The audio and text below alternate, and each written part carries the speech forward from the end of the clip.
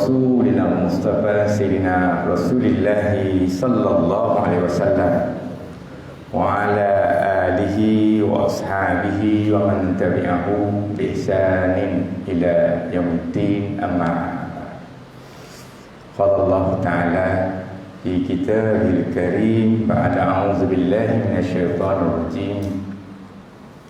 Syahrul Ramadan alladzi unzila fihi al-Qur'an hudan lin-nasi wa bayyinatin minal huda wal furqan. Faman syahida minkumus syahra falyasum wa man kana maridan aw ala safarin fa'iddatun min ayyamin ukhra. Yuridullahu bikumul yusra wa la yuridu bikumul usra walitukmilul iddata walitukabbirullaha ala ma hadakum wa la'allakum tashkurun.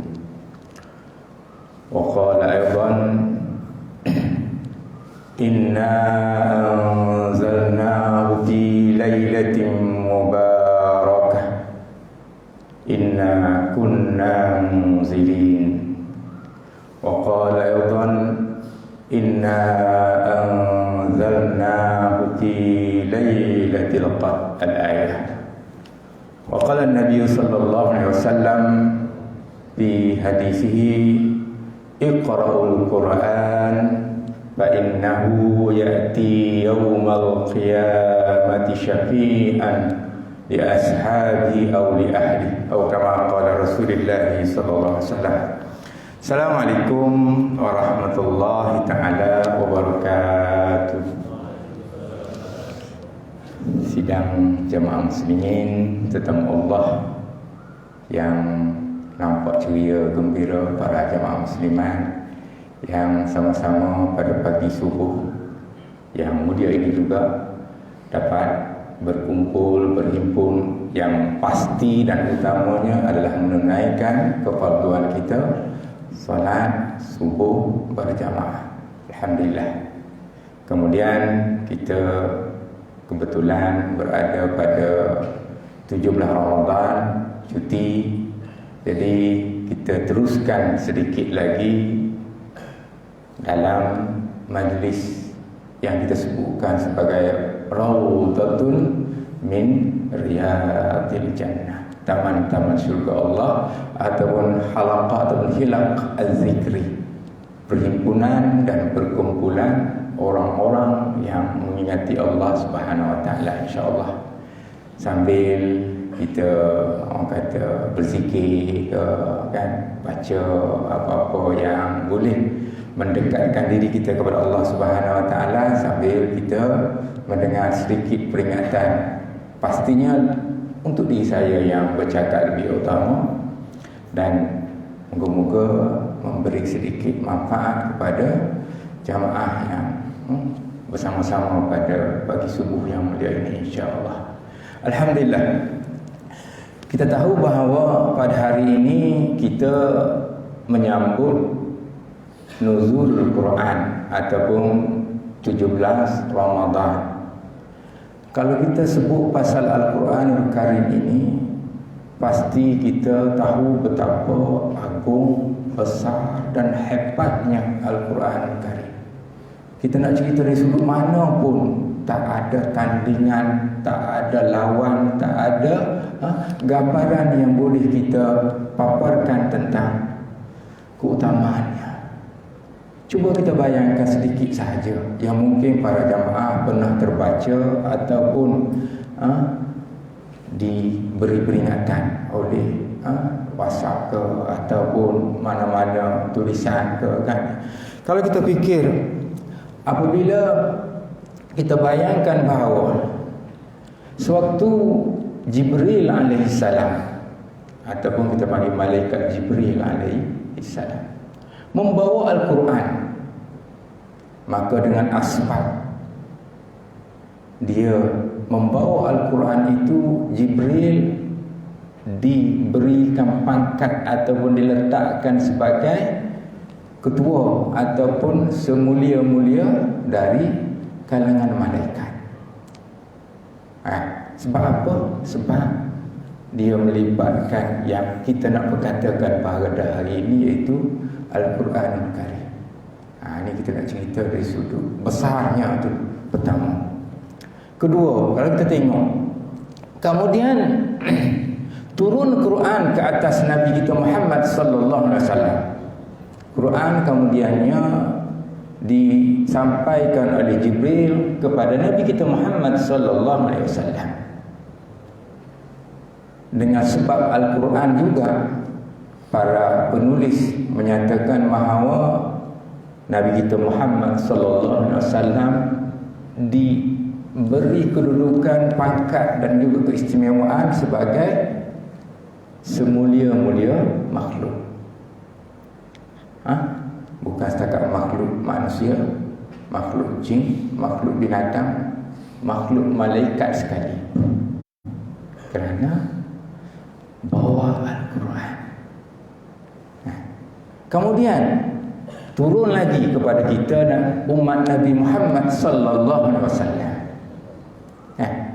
Kita umat Nabi Muhammad sallallahu alaihi wasallam, dengan kita menerima Al-Quran yang dibawa oleh Nabi kita Muhammad sallallahu alaihi wasallam, maka kita Allah angkat dari kalangan makhluk manusia ni, kita adalah umat yang paling mulia. Umat Nabi Muhammad sallallahu alaihi wasallam, sebaik-baik ummah, kata kita khairul ummah. Kita baca ayat Al-Quran menyebut tentang perkara ini, yang Allah lantik kita. Kuntum khaira ummatin, kamu adalah sebaik-baik ummah. Dan wa kadzalika ja'alnakum ummatan wasata, itu sebaik ummah juga tu. Kalau kita nak baca ayat-ayat Al-Quran tentang sebaik-baik ummah kita. Kemudian kita turun lagi, Quran diturunkan pada bulan Ramadan. Quran kemudian turun pada bulan Ramadan yang kita nak bercakap ni. Tapi setakat mana boleh bercakap tak tahulah, setakat setengah jam biasa kan, sikit sajalah yang dapat kita kupas. Oleh kerana Quran turun pada bulan Ramadan, maka Ramadan adalah sayyidus syuhur, semulia-mulia bulan, ataupun bulan yang paling utama dalam setahun kita. Ini semua ni adalah rangkaian-rangkaian kalau kena cerita tentang kemuliaan yang Allah berikan kepada kita.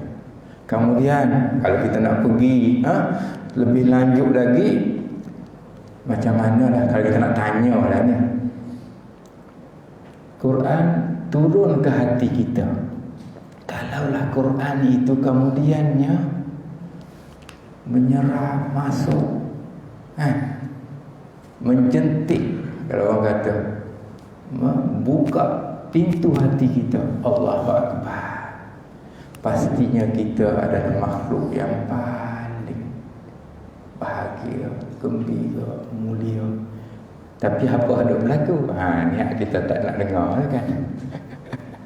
Jadi berlakunya Quran tak menyentuh pintu hati kita, ramainya tak sampai menyinari. Itu yang kita bimbang. Kita bimbang hati kita tak tersentuh dengan kitab-kitab suci Al-Quranul Karim. Tak seronok, tak rasa indah, tak rasa nak membaca, menghayati ayat-ayat suci Al-Quranul Karim. Waliyazubillah. Kalau kita nak cerita hati kita tu berat benar kan. Kalau sampai tahap macam tu kan, hati kita adalah keras, tak terbuka. Allahu Akbar. Moga-moga ini peringatan bersama untuk kita membuka minda kita tentang kehebatan dan kebesaran Al-Quran. InsyaAllah kita kembali kepada tajuk, baru nak masuk tajuk kita lah. Sebab seperti mana yang kita tahu bahawa kalau kita cuba memahami konsep nuzulul Quran, ataupun kita panggil nuzul ni turun lah kan, turun maknanya daripada tempat yang lebih tinggi ke tempat yang lebih rendah, itu makna nuzul kan. Dan kalau kalimah nuzul itu sendiri dalam berbagai-bagai sifat kata dia, anzala ke, anzalna ke, nazala ke, yanzilu ke, terdapat dalam Al-Quran sebanyak 290 kali ulangannya. Banyak. Perkataan itu sendiri diulang-ulang dengan berbagai-bagai gaya. Jadi sekarang satu persoalan yang sering kali kita cuba menghadapi isu ini, sebab apabila kita bercerita tentang nuzulul Quran, kita sambut hari ini 17 Ramadan kan. Tapi ustaz macam mana ustaz? Allah ada kata Quran turun pada malam Lailatul Qadar, malam Ramadan, tapi Lailatul Qadar kan. Dan selalunya kalau kita baca hadis Nabi SAW, Lailatul Qadar itu banyak dirujuk pada 10 terakhir daripada bulan Ramadan. Taharrau Lailatul Qadar bil ashril awakhir min Ramadan. Selalu kita dengar kama qala Rasulullah sallallahu alaihi wasallam, cari, rebut ataupun usaha betul-betul malam al-qadr, Lailatul Qadar bi ashril awakhir, pada 10 terakhir daripada bulan Ramadan. Ustaz, ni baru 17, tak sampai 20 pun ustaz. Jadi benda-benda begini kadang-kadang mengelirukan bagi sebahagian besar. Belum lagi saya membaca, kalau nak cerita pasal Al-Qadr itu sendiri, malam Al-Qadr itu sendiri, ada lagi hadis Nabi yang mengkhususkan, mentaksiskan yang 10 terakhir. Taharrau Lailatul Qadr fil witri minal ashril awakhir min Ramadan. Itu satu lagi pentaksisan had, bahawa rebutlah malam Lailatul Qadar atau Lailatul Qadar itu pada bilangan ganjil, pada hari-hari ganjil 10 terakhir Ramadan. Itu kalau kita cerita dari sudut taksis lebih kepada malam-malam ganjil bulan Ramadan. Cuma sekarang ni saya nak cuba mengurai sedikit. Kalau keliru lah, kalau tak keliru tak apa, Alhamdulillah. Kalau dah faham, Alhamdulillah, saya pun senang hati. Jadi tak perlulah banyak cerita. Cuma kadang-kadang saya sebutkan ni kerana orang agak keliru bertanya, Ustaz, kenapa Malaysia terutamanya menyambut 17 Ramadan sebagai malam Al-Qadar? Bukan malam Al-Qadar, sebagai nuzulul Quran. Kan? Ini isu yang perlu diperjelaskan. Memang ada pandangan dari kalangan ulama, ada diambil daripada tafsir Ibnu Qasir dalam Al-Hidayatul Bidayah, Al-Bidayah wal Hidayah, dalam kitabnya, yang diambil daripada pandangan Al-Waqidi. Dalam pandangan itu menyebut bahawa berlaku nuzul Quran pada 17 Ramadan. Dan disebutkan ianya berlaku pada hari Jumaat 17 Ramadan pada 6 Ogos 610 Masihi.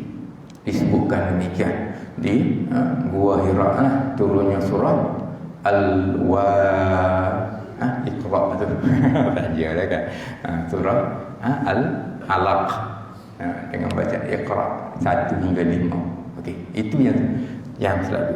Oleh sebab itu perbincangan ini perlu diangkat kepada satu tahap lagi, iaitu Al-Quran itu sendiri proses penurunannya adalah berbeza pada tahap pertama, tahap kedua, tahap ketiga.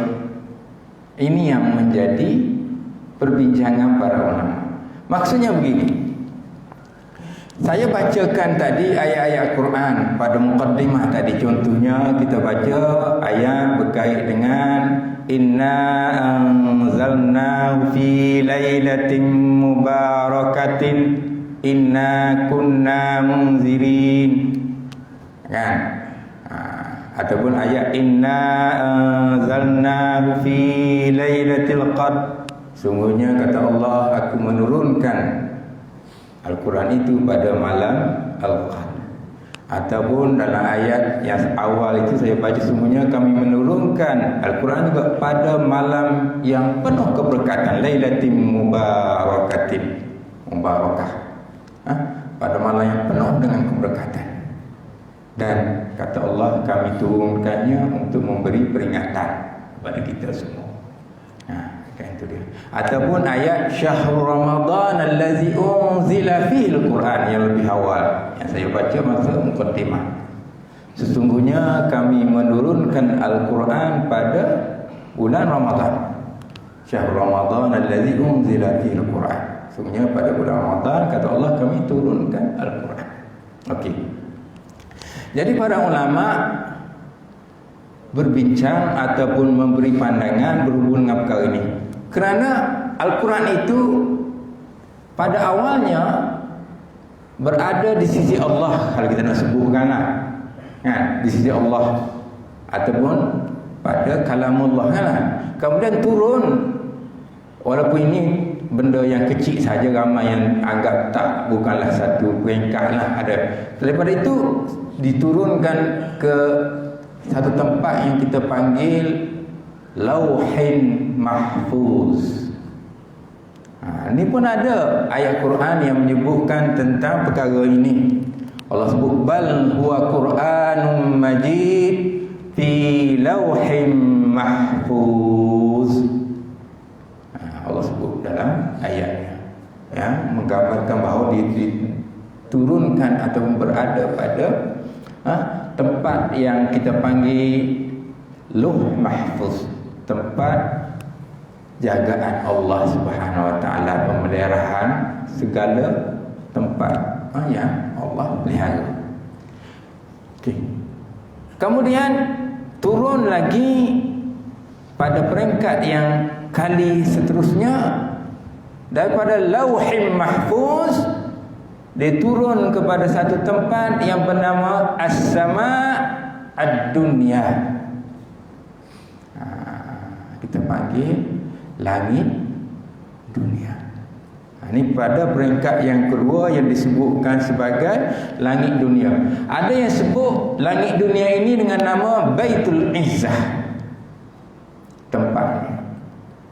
Ada yang sebut sebagai rumah kemuliaan, Baitul Izzah. Dan para ulama mengatakan bahawa peringkat ini Al-Quran diturunkan dalam bentuk jumlatan wahidah, satu tongkol ataupun sekaligus sahaja, sekaligus sahaja. Jadi kalau kita perhati, kecenderungan untuk mengatakan bahawa Al-Quran yang berlaku secara sekaligus yang disebutkan pada malam Al-Qadar banyak dirujuk oleh ulama pada tahap ini, pada tahap pertama dan kedua tadi, yang turun daripada Allah dari Lauh Mahfuz ke Baitul Izzah ataupun As-Sama' Ad-Dunya. Selalunya dirujuk kepada peringkat itu. Manakala peringkat ketiga yang ini dikaitkan dengan peringkat yang dibawa kepada Nabi kita Muhammad sallallahu alaihi wasallam. Itu dia, iaitu malaikat Jibril alaihissalam kemudian membawa Al-Quran atau menurunkan Al-Quran kepada Nabi kita Muhammad sallallahu alaihi wasallam. Itu dia, kepada Nabi kita Muhammad sallallahu alaihi wasallam, yang mana inilah yang dikatakan pandangan yang menyebabkan kita ambil ataupun kerajaan ataupun kita diberi cuti lah dalam konteks negara kita ini berlaku pada 17 Ramadan. Berlaku pada 17 Ramadan sewaktu Nabi kita Muhammad SAW berada di Gua Hira, sedang berkhulwah ataupun bertahanus kan. Kemudian datang malaikat Jibril alaihissalam suruh Nabi kita baca Iqra kan, ya Muhammad, atau baca Iqra kan. Tapi Nabi kita Muhammad sallallahu alaihi wasallam menjawab, ma ana biqari, aku tak tahu baca kan. Ada juga yang memberi kepahaman aku nak baca apa. Ma tu boleh jadi makna dua dalam bahasa Arab, ma nafi dengan ma istifham. Aku nak baca apa? Sebab kalau kita faham secara normal, kalau kita kata baca, kecuali memang dah ada buku kitab apa semua kan, maka saya tahulah saya nak baca apa. Tapi kalau setakat kosong baca, mungkin ada yang menafsirkan demikianlah. Tapi yang masyhurnya ialah kita tahu bahawa Nabi kita jawab, aku tak tahu baca. Mana Iqra, aku tak tahu baca. Sebab Nabi kita dikaitkan dengan satu sifat al-ummi. Sehinggalah malaikat Jibril kemudiannya memeluk Nabi kita Muhammad SAW searah-arahnya, sehingga Nabi kita rasa susah bernafas sikit, maka dilepas dan suruh lagi. Nabi jawab benda yang sama, peluk lagi, sehingga susah bernafas, lepas lagi, tanya lagi, Iqra lagi, sehinggalah ketiga kali kan. Kemudian dibacakan oleh malaikat Jibril alaihissalam ayat yang kita selalu baca. Ayat pertama, Al-Quran Al-Karim diturunkan surah Al-Iqra, Bismi rabbikal ladzi khalaq, khalaqal insana min 'alaq, Iqra wa rabbukal akramul ladzi 'allama bil qalam. Berhenti setakat tu sebab tu Quran kadang-kadang turunnya adalah ini yang kita sebutkan sebagai penurunan yang berlaku secara tadarrujan. Tadarruj itu bertahap-tahap ataupun peringkat-peringkat sedikit demi sedikit, sehinggalah memakan masa hampir 23 tahun. Hampir 23 tahun. Bermula dari 610 ini sehinggalah 23 tahun kemudian 33. Masya-Allah. Okay. Cuma kalau kita nak bincang, dan kalau nak bincang lebih panjang, memang ada lagi pandangan yang sering kali dianggap lebih kuat tapi jarang kita dengar ataupun jarang kita beri perhatian. Pandangan yang mengatakan bahawa ianya berlaku pada 24 Ramadan. Ini juga peristiwa yang saya sebutkan itu berlaku kepada Nabi kita Muhammad SAW. Itu ada yang mengatakan yang lebih kuat, dan saya dah baca lah banyak juga lah pandangan-pandangan. Tapi kita tidak memberi perhatian ataupun tak jadikan sebagai amalan, iaitu berlaku pada 24 Ramadan, iaitu pada 13 Ogos, beberapa hari kemudian lah, 610. Itu juga pandangan yang kuat dipegang oleh sebahagian daripada ulama. Tapi saya pernah terbaca juga ada yang ditulis oleh Syekh Safiyur Rahman Al-Mubarakfuri dalam kitab Ar-Rahim Al-Makhtum yang selalu kadang-kadang kita ada tu, yang diterjemah terutamanya, yang ditulis, yang pernah mendapat hadiah utama dalam pertandingan yang diadakan oleh kerajaan Arab Saudi, menang nombor 1, penulis daripada India, Pakistan waktu itu, namanya Syekh Faqir Rahman. Dia mengatakan pandangan dia lah, berdasarkan pada kajian dia katakan berlaku pada 21 Ramadan. Ada juga. Jadi ini adalah beberapa pandangan yang boleh kita ambil kalau kita nak kaitkan dengan tarikhnya. Tapi seperti biasalah, seperti mana kita faham, negara kita mau mengambil pandangan yang kita doa amal sehingga hari inilah, iaitu 17 Ramadan. Jadi akhirnya yang pentingnya kita tak perlulah nak rasa kata masalah besar benda ni, tak apa, bukannya isu besar. Yang pentingnya kita nak cari keberkatan itu. Sebab apabila kita cerita tentang nuzulul Quran, yang utamanya adalah macam mana kita nak menjadi Al-Quran itu selalunya dalam bahasa, maksud saya belajar kita panggil dusturul hayah kita. Dustur ni apa? Perlembagaan hidup. Macam mana kita nak jadi Quran itu sebagai perlembagaan. Kita kalau sebut perlembagaan negara kita Malaysia, takut kita kan sebut perlembagaan kena patuh ni kan. Mana rasa tak? Rasa rasa besar.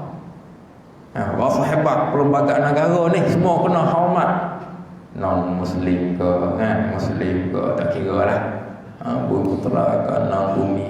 Tapi kadang-kadang sebut Quran sebagai perlembagaan kita, sebab kita tak rasa kuat pada kitab Al-Quranul Karim itu sendiri sebagai kita punya panduan hidup kita. Jadi sekarang saya nak sambung lagi. Kalau kita cuba menghayati pasal perkara ini, disebutkan kalau kita telidiki secara lebih terperinci, Al-Quran itu sendiri disebutkan mempunyai 323,671 huruf. Huruf alif satu huruf kan, lam satu huruf, mim satu huruf. Itu mana huruf? Iaitu 323,671 huruf. Sebab kita ni kadang-kadang suka kira, jadi kita kira lah kan. Kita kira. Katakanlah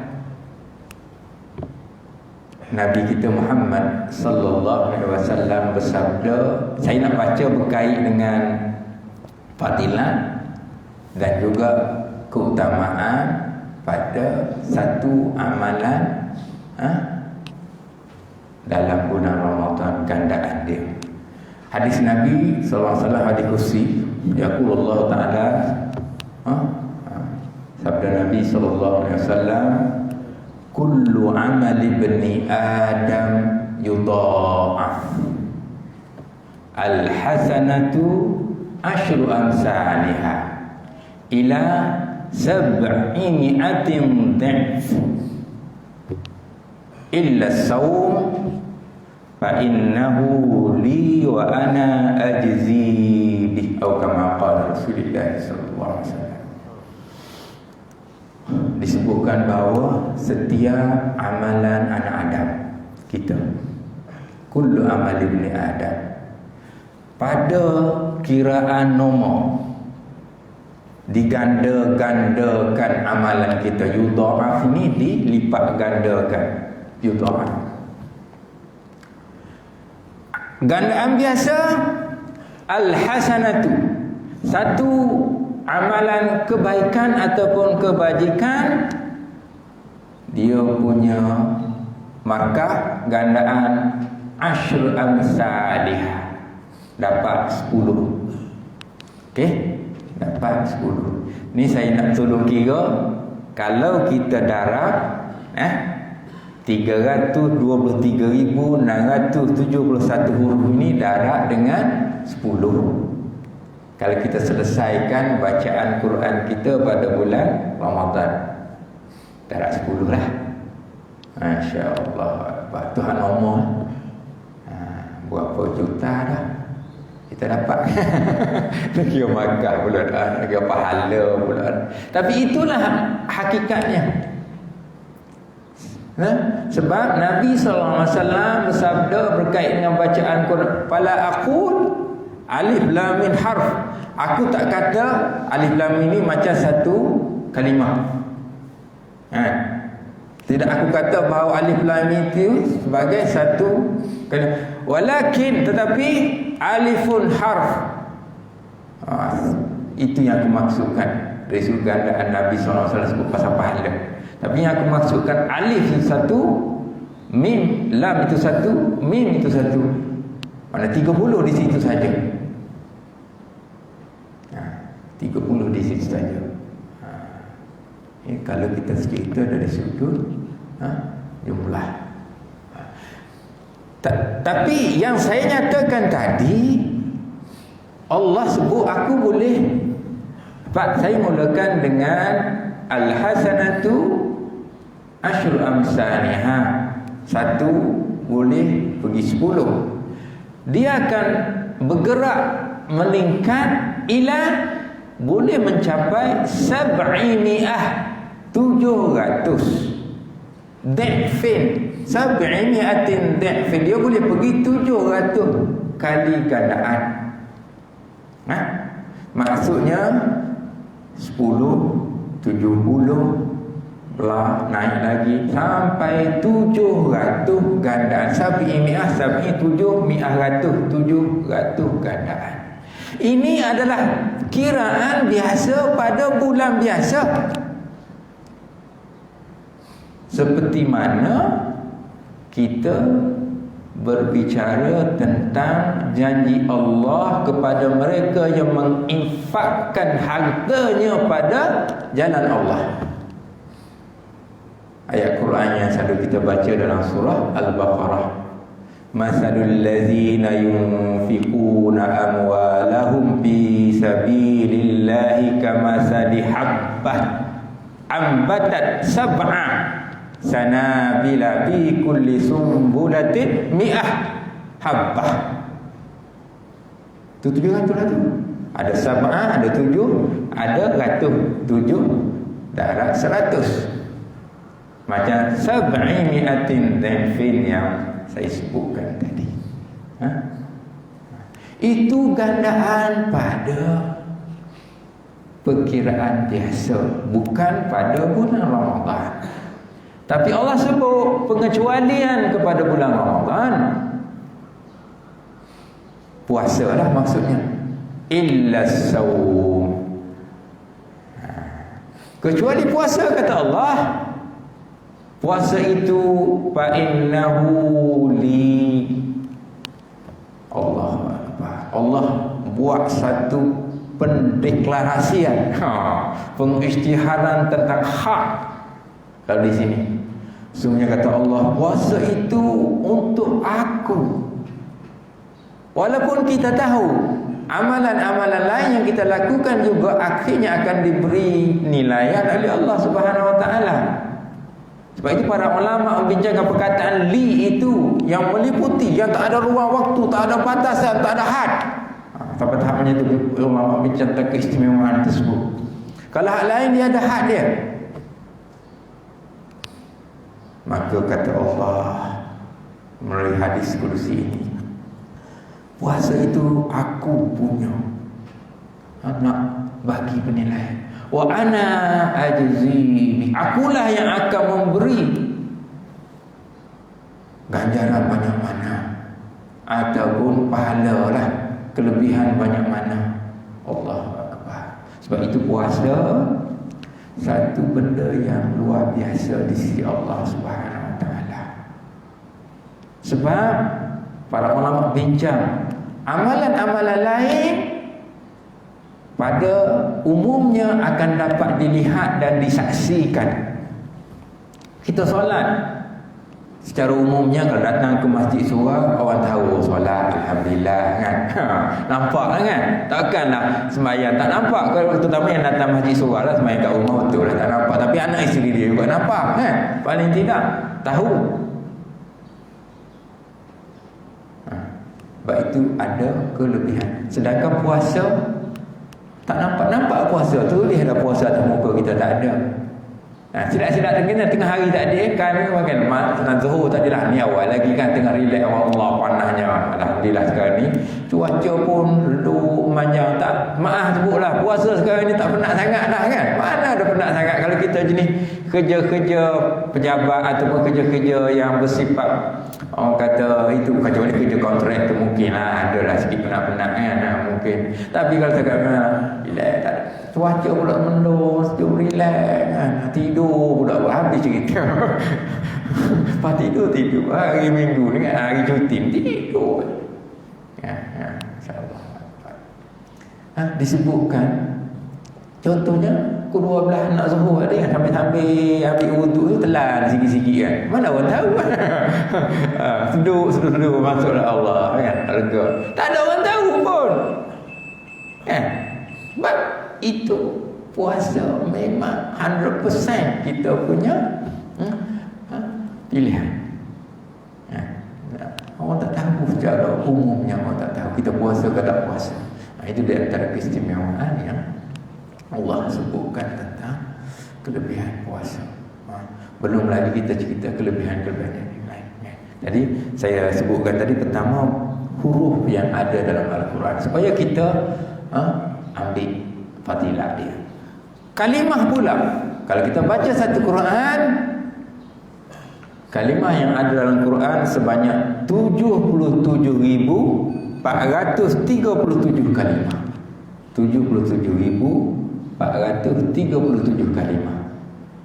Maksudnya kalimah inna anzalna tu itu makna kalimah tu inna satu kalimah, anzalna satu kalimah.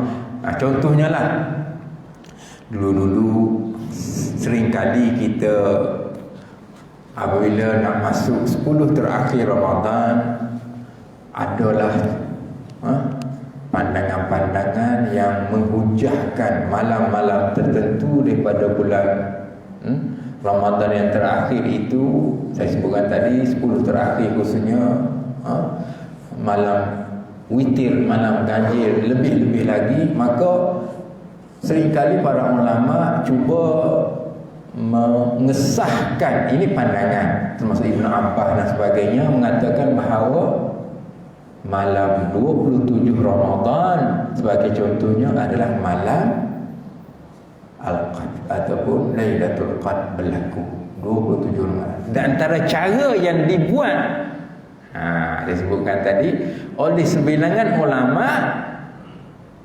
ialah dengan membilang huruf-huruf kalimah, bukan huruf kalimah yang ada dalam surah Al-Qadr itu.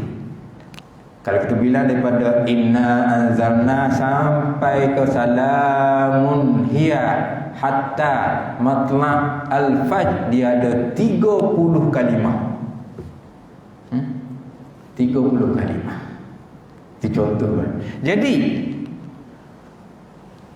kalimah yang ke-27 hiya. Salamun hiya. Kataan yang ketiga 27. Hiya itu bahasa Arab ganti nama kepada Al-Qadr ataupun Lailah Al-Qadr.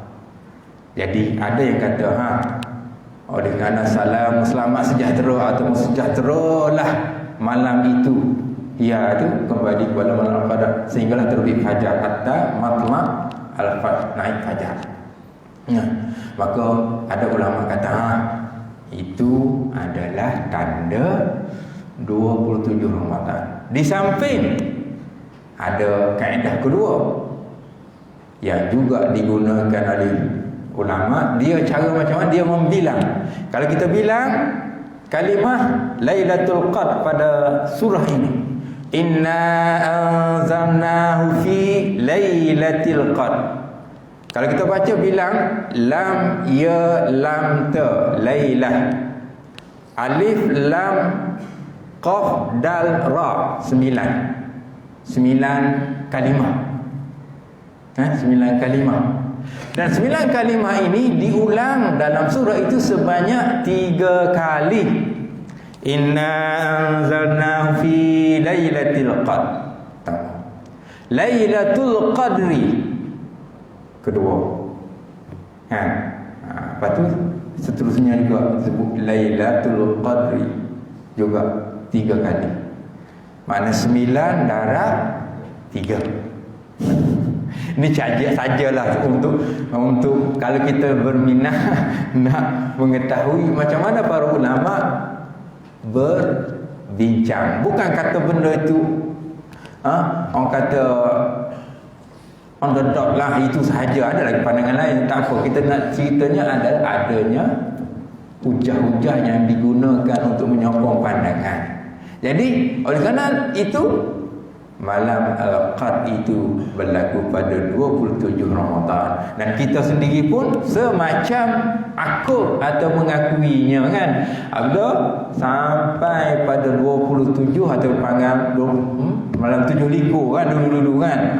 Kita pun macam-macam lah buat kan, sambung macam kalau dulu. Sekarang ni mungkin dah tak semeriah dulu lah.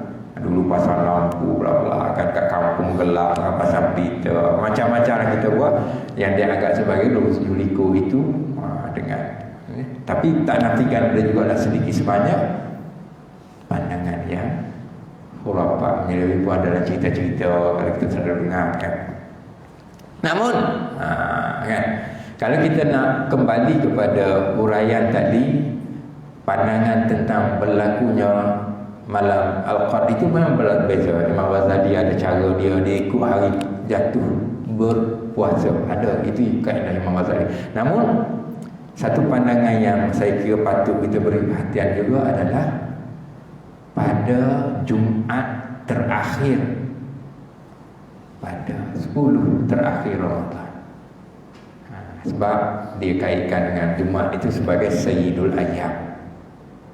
Ada juga. Jadi kalau 10 terakhir itu akan diberi perhatian. Kalau jatuh kadang-kadang mungkin minggu kita ni akan ada 2 kali Jumaat kan nanti untuk 10 terakhir itulah, maksud 2 kali 10 terakhir. Ada yang terakhir lah yang lebih utamanya. Itu juga ada hujah-hujah yang diberikan oleh para ulama tentang perkara tersebut. Okey, saya tinggalkan. Namun seperti biasa kalau kita nak bincang tentang keutamaannya, sebenarnya dia sengaja Allah Subhanahu Wa Taala melalui Nabi kita Muhammad SAW buka benda ini secara yang umum, tidak ditaksiskan secara on the dot supaya kita cari sahaja.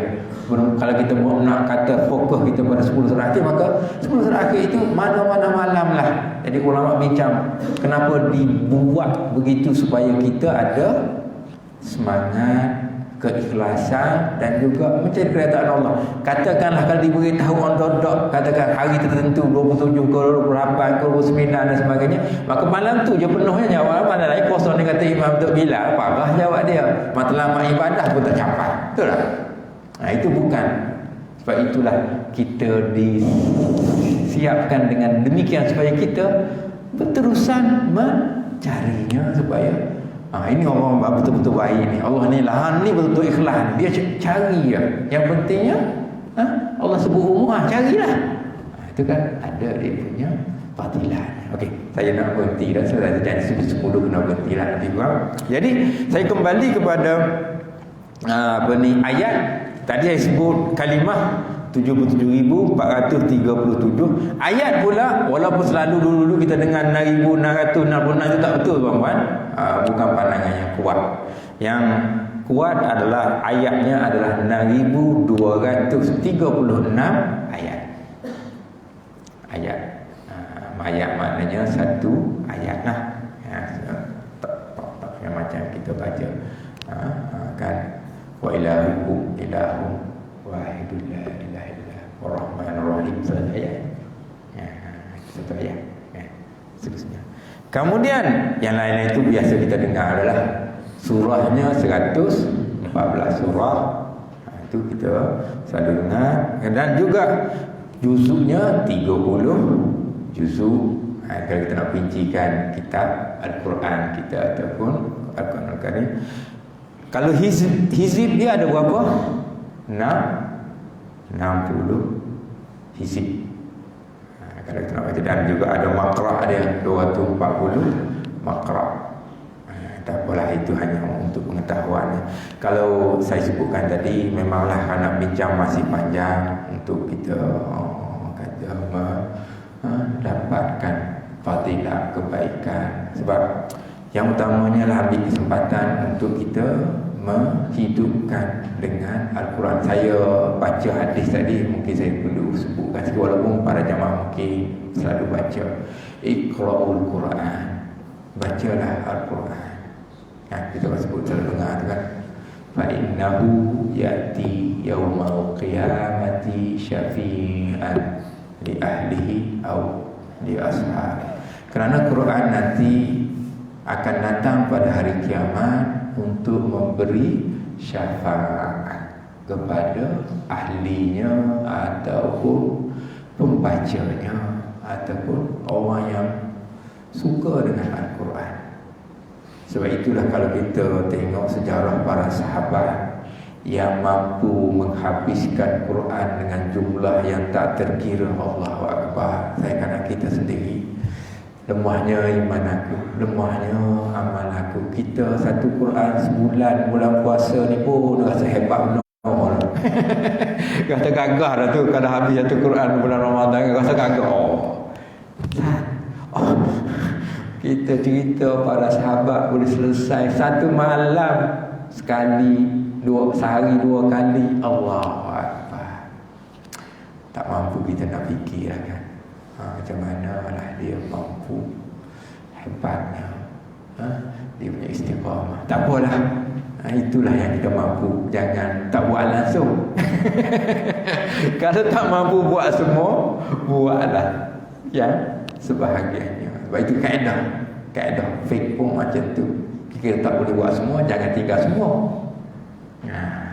Tapi mesti ada target lah kan, supaya kita dapat buat cinta kita, biar Quran tu jatuh pada hati kita. Yang kita sebut awal-awal tadi, macam mana kita nak jatuhkan Quran dalam diri kita. Saya kira itulah seperingkah kan nak cerita masih banyak lagi. Kalau nak cerita tentang kandungan Quran, matlamat Quran tu, mukjizat Quran, Allahu Akbar, tak mampu ataupun masih terlalu luas untuk kita hadapi. Itulah sedikit yang dapat saya kongsi dengan jemaah. Alhamdulillah, apa yang baik, apa yang bermanfaat, insya-Allah sama-sama kita jadikan istifadah, kita ambil faedah daripada dia ya. Manfaat yang kurang, yang silap, yang salah, ataupun apa yang saya kata yang kadang-kadang saya sendiri pun tak buat seperti mana yang saya cakap saya suruh, Alhamdulillah saya mampu suruh apa saya yang bercakap, tapi kadang-kadang saya sendiri pun tidak sebegitu dalam melaksanakannya tak apalah. Bukan tak apa lah dia kata saya, tapi moga-moga boleh jadi kata ganjaran untuk galakkan buat baik. Jadi saya akhiri dengan lafaz yang dia, aku qouli hadza wa astaghfirullahalazim li wa lakum wa li sa'iril muslimin wal muslimat wal mu'minina wal mu'minat fastaghfiruhu fa ya fawzal mustaghfirin wa ya najazat taibin. Allahumma aftah alaina futuhal arifin warzuqna fahman nabiyyin wa hifzal mursalin wa ilham al malaikah al muqarrabin. Allahumma faqqihna fid din, Allahumma faqqihna fid din, Allahumma faqqihna fid din wa 'allimna at-ta'wil wa hdina ila siratal mustaqim. Alhamdulillah rabbil alamin. Taqabbalallahu minkum minna wa minkum, taqabbal ya karim.